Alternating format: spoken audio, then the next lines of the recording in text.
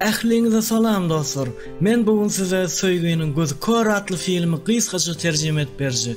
Videomuz gönlüňize yarasa like basmak we kanala agza bolmak unutmaň. Hananly biz başladyk. Doktor aýalyň ýüzüne serelip, onuň eriniň sanalyjy ömrüniň galanlygyny hemde onuň bolkamyňda şoğluny kakasynyň ýanyna eltjer. Narkoz täsirinde ýatan kakasy oğluna seredip, "Oğlum, sen alacak kıyılan şeyle takoy vaat olsun." diýerdi. Bu dünýeden hoşlaşýar.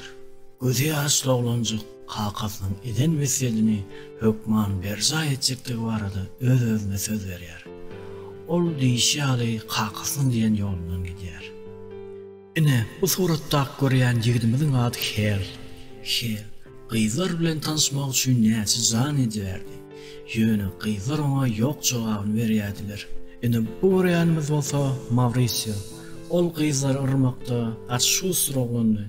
Ol dostuny söýgülemiň aýagynyň ikinji barmagy uzanlyk üçin men onu taşladym diýip övünýärdi. Bu wagt Hel öz dostundan galmajak bolup öz goňşusyny arandygyny we oň bilen her gün akşam her keli işlerle meşgullanýanyny aýdyp övünýärdi.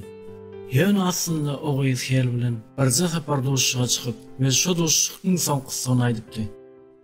Ertesi gün Hel üçin dünksünden de erbet gün boldy. Sebäbi ony arzu et garaşan wezipesine bellemediler. Helin işdeş dostlar onuň ýanyna gelip wezipe esasat dälligini, Helle gyzlar ırmakda üýtgeşik okuýanyň bardygyny aýdýardylar. Günleriň bir güni Hel işden gaýdyp barýaka şähere belip psikolog, hipnozçy bilen tanışyp bolýar.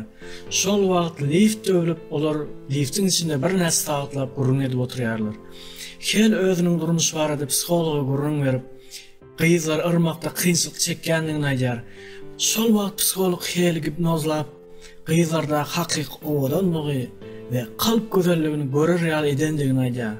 Şondan soňra oňa hipnoz täsir et başlaýar. Şol wagt taksiň ýanynda bir sarsaçlygy da wagt gelýär. Hel gyzdan siz model bolup işleýäňizmi diýip soraýar. Bu sözler eşden gyz begenýär. Taksi soňa hayran galýar. Sebäbi bolsa Hel bu gyzyň ýanyna öňki hiç golaylaşmaýardy. Hipnoz täsirinde onuň gözlerine iň betnişan gyzlar obadan bolup görünýärdiler. Şol gün akşam Hel öz dostuna bolup geçen zatlary barada aýdyp övünýärdi. Dostunyň bolsa biýili döwük bolsa gahar gelýärdi. Sebäbi ol biýiliniň döwükdigine garamazdan ähli gyzlaryň dikkat merkezinde bolýardy. Hel bolsa şo wagt ol ýerdäki iň süplik gyzlar bilen tans etmäge başlaýar.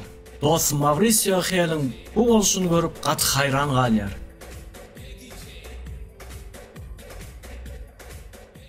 Ertesi gün Hel bir sarsaçly kyz gyza wagt gelýär. Ol gyz onuň gözüne edil perizat ýalyp görünýärdi. Hel magazyna girip, "Eliňizdäki paraşuty näçe tutup dursaňyz" diýär. Bu sözler eşden gyz ondan öýkelek gitýär. Aslynda o gyz özüne içkeç saýlaýardy.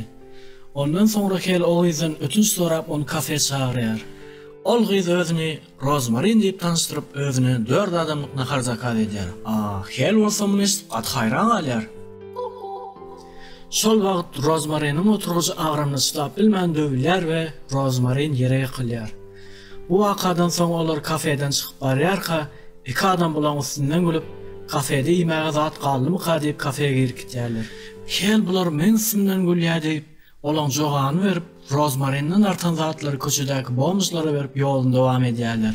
Şol wagt Hel Rozmarin'e "Sen dünýädäki iň owadan gyzlaň biri" diýip onuň telefon nomeryny alýar. Rozmarin bolsa oňa sag bolsun aýdyp tanşanda ören şatlygyny aýdýar. Bir näse wagt geçen soň Hel Rozmarin başlygynyň gyzlygyny bilip galýar. Şol wagt Mauricio'nyň öňküse ýolsy onuň ýanyna gelip akşam onu öz öýüne teklip edýär. Gyzyň aýagynyň ikinji barmagyna göz düşen Mauricio şo wagt özüniň gusasy gelýändigini aýdýar. Aradan köp wagt geçen soň Hel we Rozmarin'in söýgüsi hakykata öwrülip başlaýar. Günleriň bir güni olar gürleşip duran wagty Helin goňşy gyzynyň olara göz düşýär.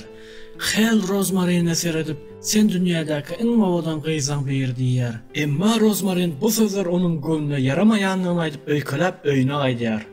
Ertesi gün Rozmarin Hel'in öýüne gelip akşam bolan zatlar üçin ondan ötünç soraýar.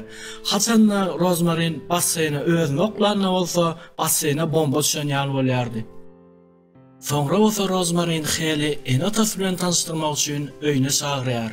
Gyzyň kakasy oglana, sen meniň baýlygym üçin gyzymyň basyna aýlap ýörme. Men sana barbyr ynanamak diýär. Şol wagt Hel gyz özüne şeýle pes baha bermeginde kakasyny aýplaýar we gyzynyň hakykatdan owadan onu ýene örgede gaýdýar. Bu sözler eşiten Rozmarin Hel'i öz ýanyna çagyrýar we onuň üstüne goşa durnak içindäki paraşutyny atýar. Hel razmer görüp gat hayran galýar we olar wagtyny gowy geçirýärler. Ir bilen Hel'in öýünden bir semiz gyzyň çykyp barýany gören öňkü söýgülse Hel gawant başlaýar. Ertesi gün Hel işe baranda Rozmarin'in kakasy ony bir ýokary wezipelere belleýär. Rozmarin bolsa bir uly tort bölügini kesip alyp, doýmasam ýene gelerin diýip daşary çykyp gitýär. Hel'in işleşleri Hel gaty mekir oglan. Ol wezipedir baýlyk üçin şeýle semiz bolşga ýaly gyz bilen söýüşip ýör diýip pikir edýärler.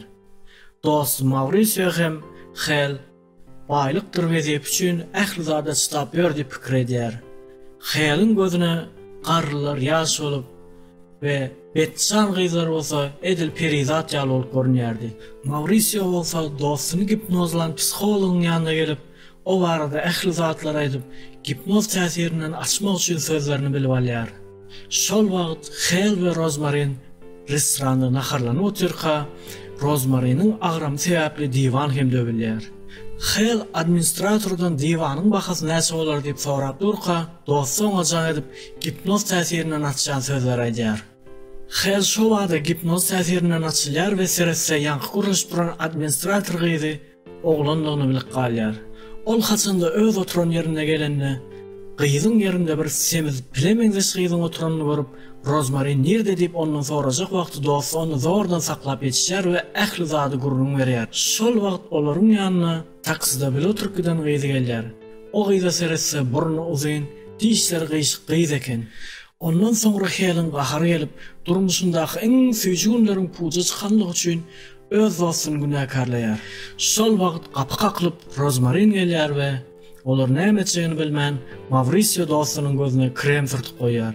Hel öz ýagdaýynyň gowdalygyny aýdyp Rozmarin'i abrat öz öýüne uradýar. 2 günden soňra gyzyň kakasy näme üçin gyzymyň ýagdaýyndan habar alamak diýip soranda ol her hil bahanajyklar bilen onu anlaýar. Şol gün akşam kafede Hel we onuň öňkü söýgüsi bilen naharlanyp oturýar, olary Rozmarin görýär. Hel'in goňşugy Hel'i ýene de bir gezek öz öýüne çagyrýandygyny we oňa razydygyny aýdýar. Emma Hel gowgepler bilen o gyza öz söýgüsiniň badygyny düşündirýär. Gipnozdan açylan Hel öz söýgüsini tanaman onuň ýanyndan geçip gidýär. Rozmarin bu zatlara çyda bilmän kafeden agyp çykyp barýaka oňa Hel jan edip oň bilen görüşmek isleýän aýdýar, emma Rozmarin trubkany goýýar. Ertesi gün gyzyň kakasy oňa onanyp ýalňyşandygyny we indi gyzynyň ýanyna golaýlaşmazlygy, hem de Rozmarin öňkü söýgüsi bilen uzak yerlere siyahata gidip barýanyny aýdýar.